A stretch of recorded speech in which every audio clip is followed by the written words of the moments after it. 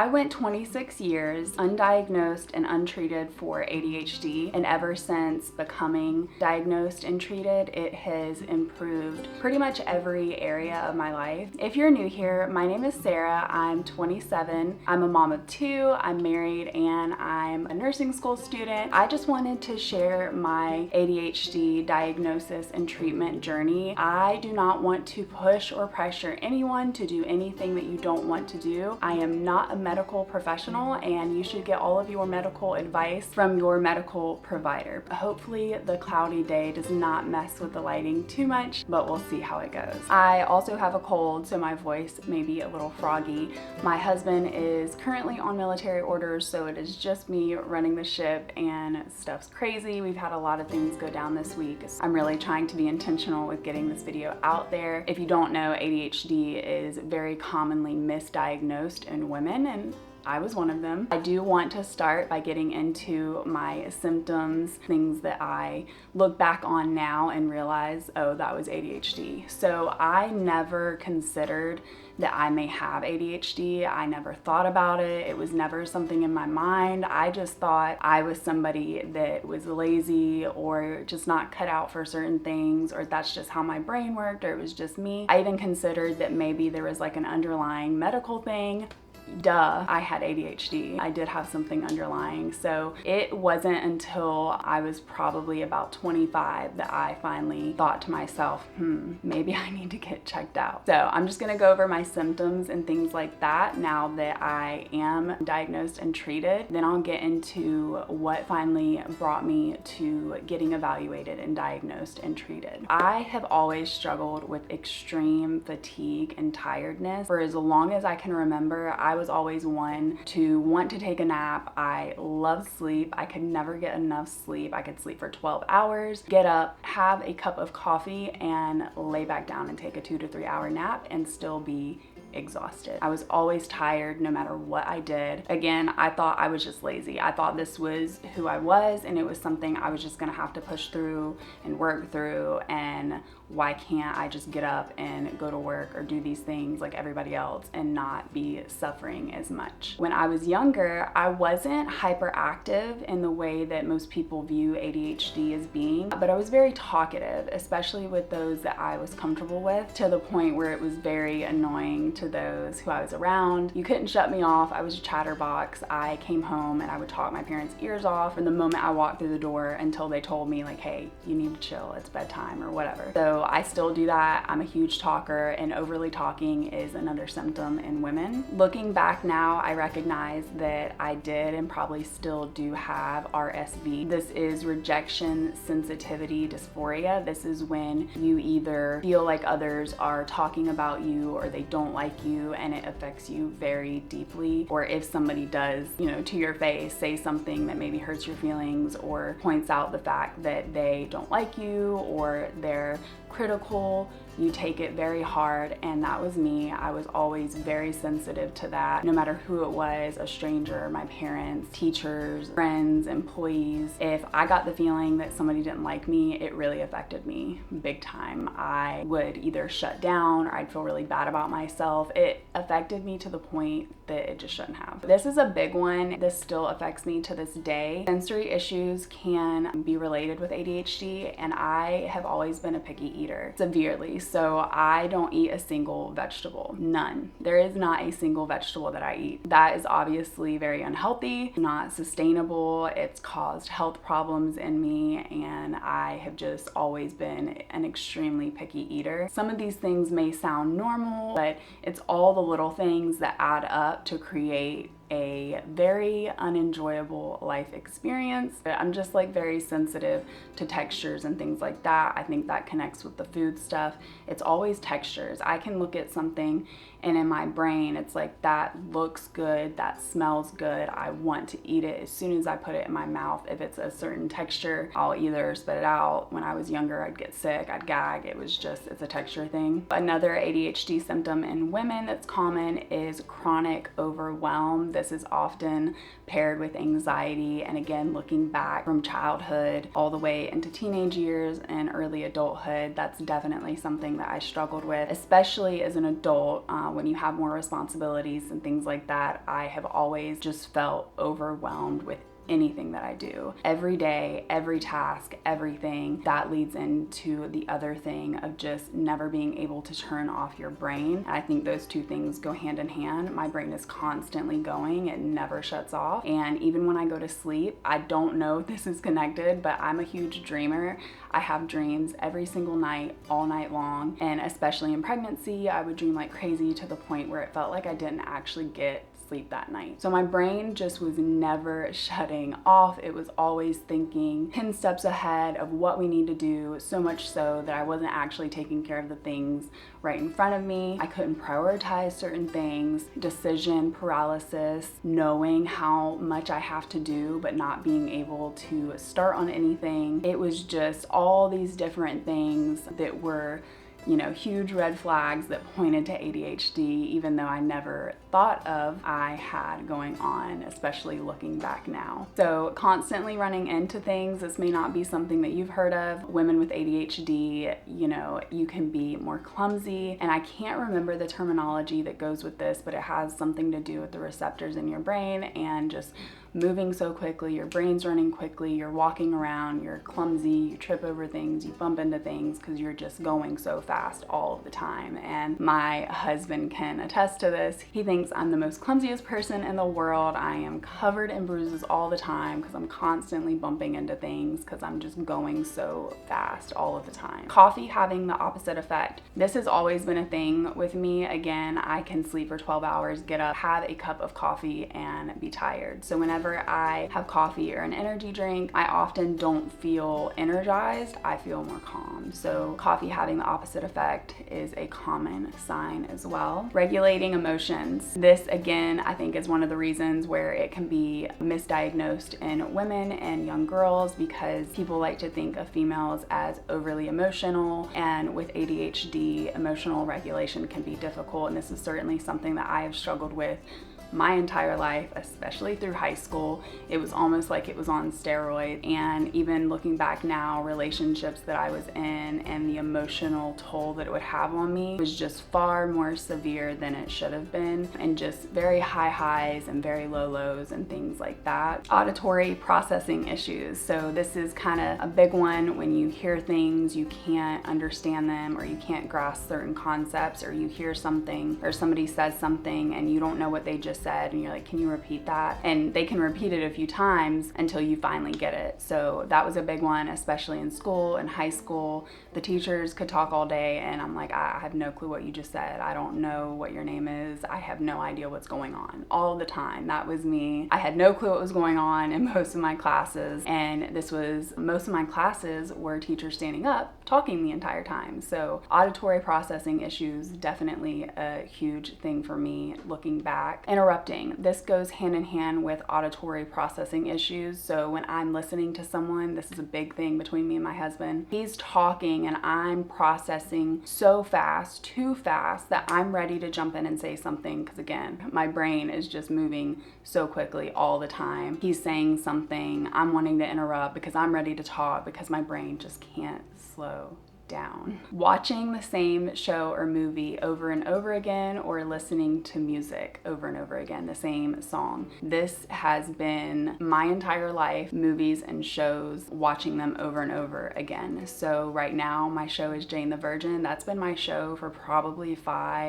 maybe 7 years that I have on constantly. When it ends, I start it over again, and it's just my comfort show that I have that's on whenever I'm doing mundane things, even just to go to sleep too. But watching the same shows and movies over and over again is yet another thing as well that I have, that I look back on now where I'm like, yep, always that was me. I never performed well in school academically or socially. I was always just trying to make it from year to year. I was struggling with every class and my grades were very low. Also socially, just keeping friendships and things like that, again, because of, I think, the emotional dysregulation and my brain just constantly going nonstop. Probably some people were getting annoyed with me with talking so much and with interrupting and things like that. So I definitely struggled socially as well. I just feel like I never fit in. I felt like I was always this puzzle piece that never quite fit the puzzle that I thought I needed to fit into. And I was always hard on myself. I just thought it was a genetic thing where I was just born lazy and I was going to have to try 10 times harder every single day to put in as much effort as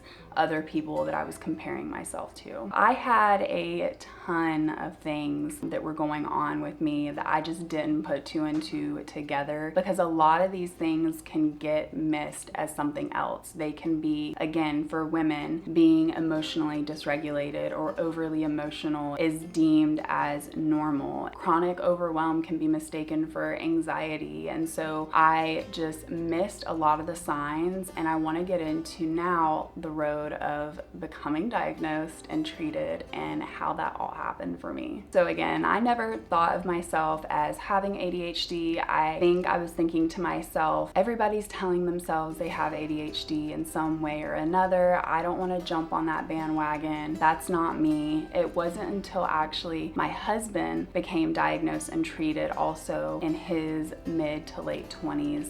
He had actually been on medication for a couple years until he finally started pointing out, you have all of these signs and symptoms. I think you should get evaluated for ADHD. And again, it wasn't something that I thought of myself as having. So I was like, yeah, whatever. Like, I'm just a little talkative and clumsy, big deal. I guess I didn't want to let myself take a diagnosis of something because I was so hard on myself that I was thinking that was taking the easy way out in some degree. I don't know why I thought that. In my head, I'm like, you're just a lazy piece of shit, Sarah. Don't try to use some like diagnosis and medication to make you think that you just really needed this the whole time and you're not actually a lazy piece of shit, which I wasn't. I wasn't. It wasn't until I was in my second semester of completing my prereqs for my nursing program where I finally was like, okay, something's up and I think my husband might be onto something. I was really struggling and I was really suffering, and I always tell people there's a difference between struggling and suffering. It's okay to struggle. I don't think it's ever okay to suffer. And I was taking several college classes. I was pregnant. Again, I'm a mom of two. I'm married. I had a lot going on, and I had to give every single day 150% of myself just to function, just to have basic daily functions go well for me. The amount of time that I was having to put into just getting my brain to get ready to receive information when I was going to my college classes, what should have been a sign enough. And then the amount of time I was having to take to then get my brain to sit down, go over the information that I had worked so hard to have my brain open up and receive, that was a whole other set of issues. I was really suffering and I knew something was up. So after I had my second surrogacy baby, that's when I decided to get serious about seeking a diagnosis or seeking evaluation for ADHD. At this time, I was very nervous about medication. I was against medication, and again, I don't want to push or pressure anybody to think that you need to get on medication. It is a completely personal decision that you need to make all on your own with your medical provider. I was against medication because if some of you personally know me, which most of you probably don't, my mother was addicted to prescription medication and that's what ultimately took her life. So it was a very difficult decision for me to make, and it took a while for me to get to the point where I was comfortable with getting ready to do this. So by the time I had gotten to that point where I was ready to be evaluated for ADHD, ADHD, I had had enough of suffering. I was like, this is really taking a toll on me. It's taking a toll on my family. I know something's wrong, and it's not just because I'm lazy. I had done some research myself, and I was like, okay, I think this is what I have. I think I need to go and get help. And I knew I didn't need anything crazy. I knew I just needed a little bit of help, because deep down, I do have a drive to want to do well in life. I knew I just needed like a little bit of help, and it just took me years of suffering to finally get to that point where I was finally able to accept that help. I was evaluated and diagnosed in the summer of 2023, and again, I was very nervous about medications, and I have an amazing physician, and I just love her. She's great. She was very open to working with me to find the right medication, which can take months to do. And we started off with non-stimulants. I think I went through 3 non-stimulants. They either didn't do anything for me, or I think the last one even kind of like numbed me out. And so we finally tried the first stimulant. And I'm gonna be completely transparent with you guys. I started on Ritalin. I started with an immediate release tablet with Ritalin. I think it was like the lowest dose she could prescribe. And I would cut that in half. Again, I was just so nervous about taking stimulant. I wanted to take it very slow. She prescribed me the lowest dose of Ritalin that she could, and I would then cut that in half. And even that was too much. Then she put me on an extended release capsule of Ritalin, and that was perfect. I have stuck with my medication routine regimen, if you will, for over a year now. I love it. It has been amazing. It has been life-changing in so many different ways. I very quickly noticed a difference, and that's kind of what I want to get into now, is once I was diagnosed and once I started treatment, how it changed my life and how it affected me. Once I started treatment, I noticed changes immediately, right away. There are 2 huge things that this has changed for me. One of them was I wasn't tired anymore. I have always dreaded mornings. Every single night for as long as I can remember going to sleep, it was one of the last things I would think of, which was, oh my God, I'm gonna hate my life in the morning. And I know a lot of people say that and they think that, but this was a true dread. I dreaded every single morning of my life because I hated getting up that much, because I was always so tired and so fatigued. And that was one of the first things that I noticed. I didn't feel that way anymore. I looked forward to getting up in the mornings because I knew that I have that help that I need now, and it was just fantastic. I woke up, I had my coffee, I took my medicine, and I felt great. I felt normal, awake, relaxed, calm, ready to take care of what I need to take care of for that day. So that was the first thing, and one of the biggest things is my sleep and my overall fatigue is far less. I still have my days. I still struggle with getting enough sleep sometimes, but it is nowhere near the point that it used to be for my entire life leading up to that point. And I had motivation, and I think that came from feeling like I was finally able to sleep enough and I wasn't tired all the time. I was motivated to take care of what I needed to take care of. I was able to start getting things done without the squirreliness of jumping from task to task to task. So I was finally able to sit down and go over like what I need to get done that day, and I got up and I did it. My overall mood was better. I was happier, and again, ADHD can affect your dopamine levels. My overall happiness was higher. I was just in a better mood. I wasn't as cranky. I had less anxiety because I was less overwhelmed, because again, I was able to sit down, prioritize what I need to get done, and do it and take care of it, which led to an overall feeling of being less anxious and less overwhelmed, which again, I think plays a hand in my overall happiness being boosted. I have noticed that I've been able to have a better control on my sensory issues. When like I first get up in the morning and I take my medication and I wake up and I start my day, if I do the dishes, I don't struggle with the texture and the slimy mess that can be. I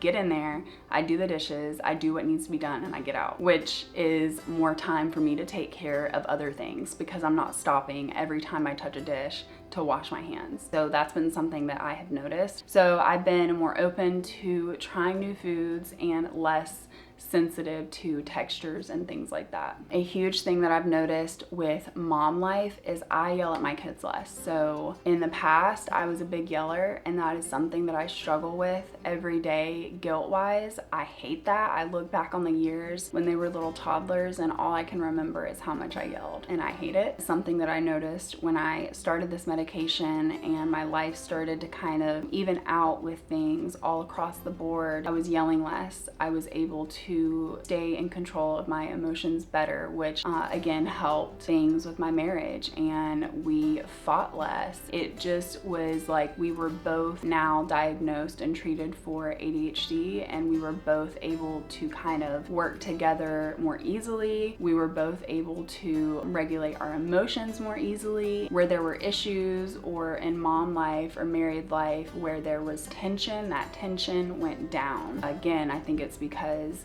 being treated has helped me with being able to stay in control of my emotions more and become more emotionally regulated across the board. I'm able to stick to routines better. So one thing is medication. That is something I've always struggled with. I have been able to stick to a routine every morning and every evening. I take the medication that I need to take. I've always struggled with routines and being able to stay on them, and I've been able to stay on most of the routines that I've made for myself. Nothing crazy, just small things that I knew if I implemented would improve my life. And when you have multiple systems in place that are nothing crazy, that are attainable and realistic overall and together, they can drastically improve your life. I said there were two things that have been the biggest help or have been changed the most. First one was sleep.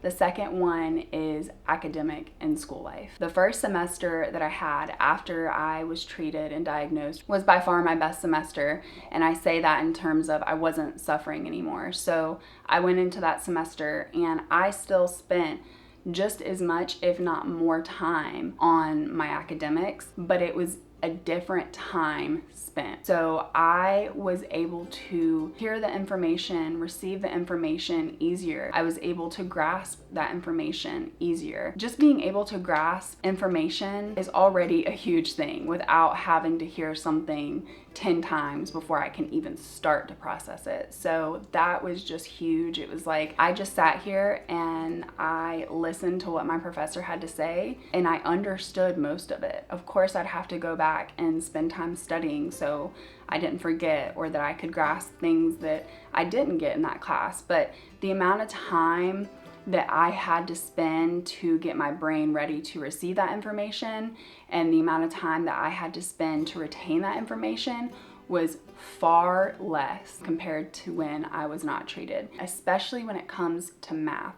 Math has always been the hardest subject for me. I ended up failing a math class in high school, and I had to repeat that class in a different year. Quite literally, the numbers and everything was just, it was all jumbled in my mind. I didn't get it. I didn't want to get it. I hated it. And once I started treatment and I had my first math class, I was like, oh my God, I get it. I get what's being taught to me. I enjoyed sitting there for hours going through these math problems, reworking them, practicing them, getting the right answers, because my brain was never functioning like that before. And it was just something really cool to me to sit there and be able to see right in front of me my brain working the way that it should have been working this entire time. And I almost felt guilty. I think there was a period of time where I was like, I feel like I'm cheating because my brain was like getting material the right way. And again, my physician is amazing, and she explained to me, don't feel bad. You're not taking the easy way out. Your brain is just working the way that it should have been working this entire time. I still put in so much time. I probably put in more time once I was actually diagnosed and treated when it came to academics and school life. It was just the difference between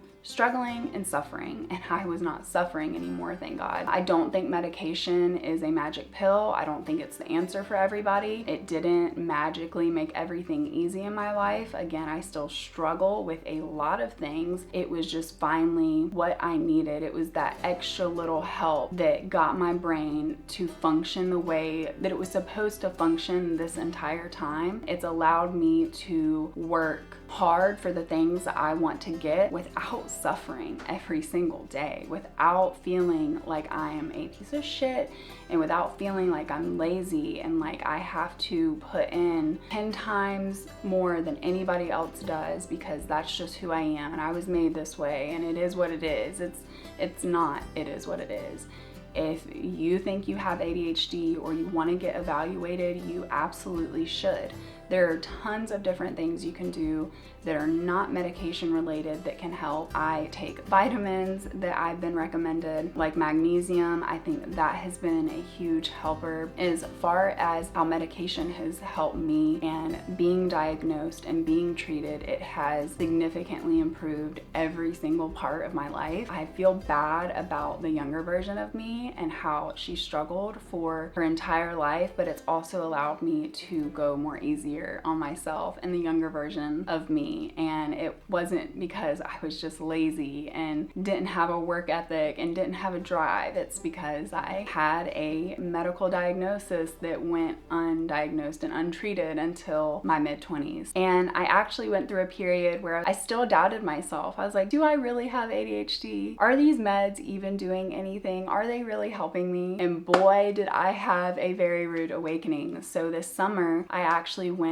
an entire month unable to get access to my medication, and that was such an awakening moment for me. The very first day I didn't have my meds, I realized how much they were helping me, because the meds, they help you in a lot of areas that you may not see right away. It may be a ton of tiny little different things that's getting changed and that's getting improved that you don't really recognize the overall improvement that the medication may be bringing to you. So that first day that I didn't have my meds, I was like, oh no. They were helping me so much. And let me tell you, that whole month, it was hard. For several weeks, there were a lot of days where I was suffering. Another thing I think I forgot to mention was being impulsive. I have always had impulsive issues. One day this summer, without my meds, I decided to randomly demo my bathroom, my guest bathroom, because I wanted to redo it. Is that project done yet? No, it's like a month and a half later. I went hardcore for like a week and I haven't been back in there to do anything. So that just showed me financially being untreated can be a problem. I think we all make our own decisions, and there are things that we can do to help ourselves even when we're not medicated, so it's not an excuse. But I demoed my bathroom and it's like halfway done and I need to get back in there and finish that up. There were several days where I did absolutely nothing. I got up and I sat on the couch all day long, sitting there thinking like, you need to get up, you need to take care of this. It's not an excuse that you don't have your meds. Just get up, just do it. Get up and do the thing. And I could not make myself get up and do it. It really sucked. I think if there was a day where I could never have my medication again, I would be fine. I would find a way to implement non-medicated tools to help me, because now that I'm aware that I'm not lazy and that just wasn't made for productivity, that it's something else, I think that can help me do what I need to do and take care of what I need to take care of if that were to ever happen, which I don't think it will. Going that month without my medication because I couldn't get access to it because of the shortage, that was an awakening moment for me. It was really hard, and it showed me how much my medication really is helping me.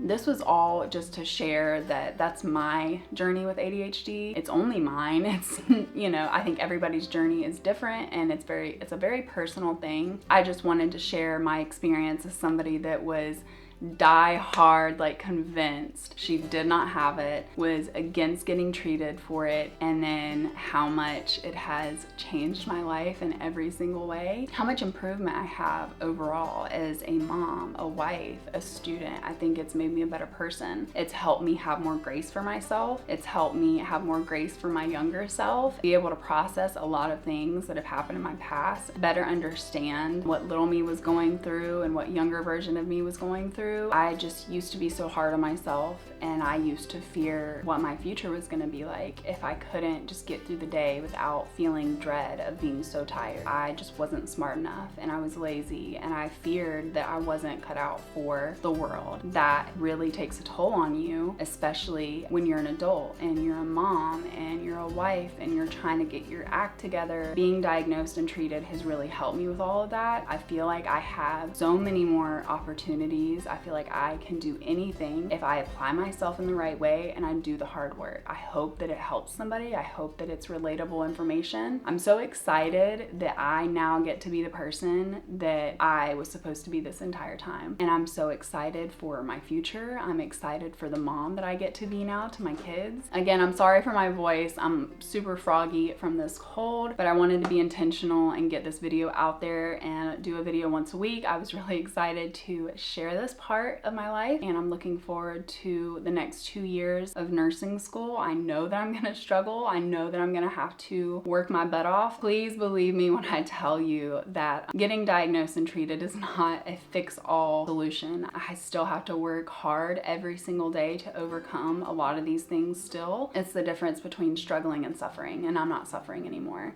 If this helps any of you, if you find it relatable at all, I think that's great. I know that I was looking for people to relate to in similar situations, but again, we all have our own stories, we all have our own journeys. I wish I had known sooner. I wish I wasn't suffering for as long as I did, and sometimes I still feel guilty, especially for my children. They got the version of me that was untreated for 5-ish years. I know they might not remember a lot of that, but I worry and I struggle with the fact that they may remember these moments where mommy just yelled all day long. And that's something that I'm still struggling with. I'm still trying to work through. I'm doing so much better in that area. Mom life has improved, marriage life has improved, academic life has improved, but I still have to apply myself. If I could go back in time and tell the version of me 8 years ago, or even heck, 2 years ago, like, hey, it's okay to get help. It's okay to ask for help. It's okay to seek help. It's okay to recognize that, you can't do it all. And I think for so long in my brain, I was like, why can I not do this? Why can I not do it all? Or at least, why is it so hard every day? Everything that I do is so hard all of the time, and it doesn't have to be that way. I really hope that this was relatable in some way. I hope that it maybe helped somebody in a similar situation. But if you found any of this relatable, or you want to stick around and see how my nursing school journey goes, hit that subscribe button. It helps me out a